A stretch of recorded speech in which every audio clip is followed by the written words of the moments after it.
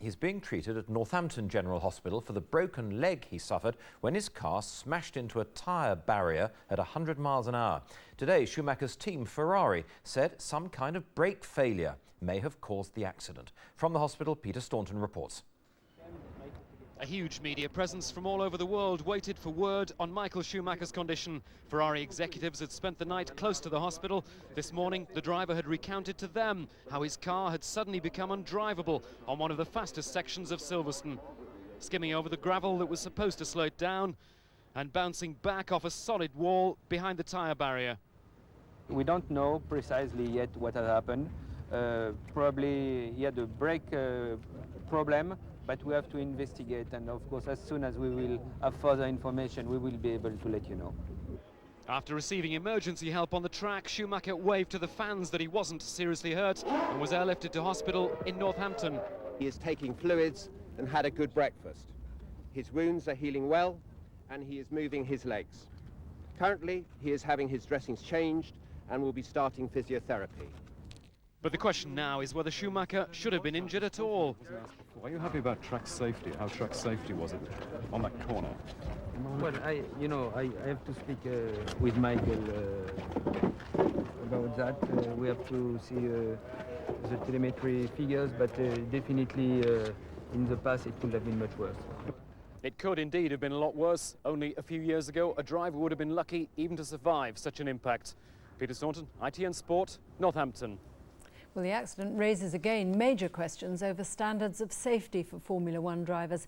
Andrew Simmons looks now at how it happened and what lessons could be learned for the future. For the last British Grand Prix of this century, it was a high-speed crash with a remarkable outcome, the simple fact that the driver survived. Few would doubt that stringent new safety measures on the track and in the construction of the cars saved Michael Schumacher's life. And few involved in yesterday's accident couldn't help but recall the tragic outcome of this crash 5 years ago, which claimed the life of Brazilian Ayrton Senna. Least of all Schumacher himself, who had this to say at the time. The only thing I can say about this is I hope we learn from this. I think there is a lot to learn from, and we have to use this.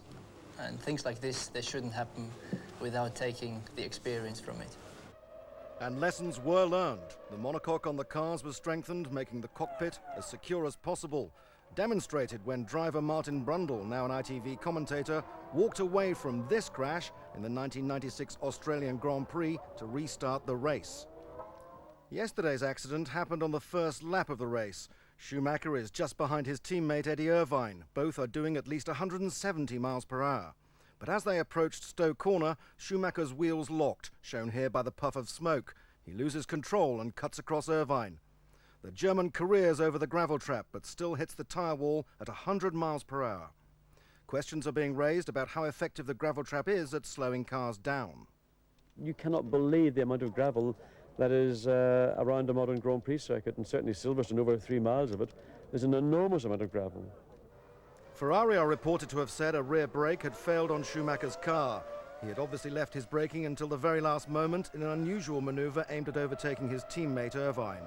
Whatever the cause and outcome, it serves to illustrate that there will always be high risks in Formula One. Andrew Simmons, ITN.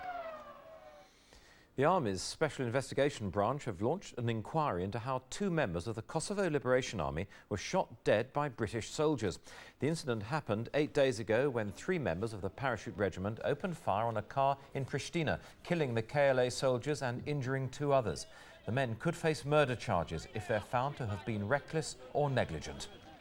2 men are due in court in London today, charged over the bombings of... and extremely rare arrivals. They're red pandas, born at a zoo in Perth. In the wild, they're facing extinction, so the cubs could play a vital role in saving the species. Here's Ben Scotchbrook. A first public appearance for Perth's precious panda cubs. He's a bit bigger, isn't he? He's your star. This male red panda is one of 2 born at the zoo in January, and vets here are monitoring their progress very closely. After a quite rigorous dental checkup, the male is finally given a clean bill of health. The red panda needs all the help it can get. At home in China and Nepal, it's being poached, its habitat's being destroyed, it's dying out. They are quite rare in captivity too, and we have a really good breeding pair, and we're able to supply animals to other zoos in the regions to start their own breeding pairs. For cub number 2, there was more public indignity. Some of her distinctive red fur shaved away for the closest of examinations. Both the cubs have already been earmarked for other zoos, and when they're a year old, they'll be off to continue their parents' good work, while the world looks on. Ben Scotchbrook, ITN. That's it from us. Next from ITN, the ITV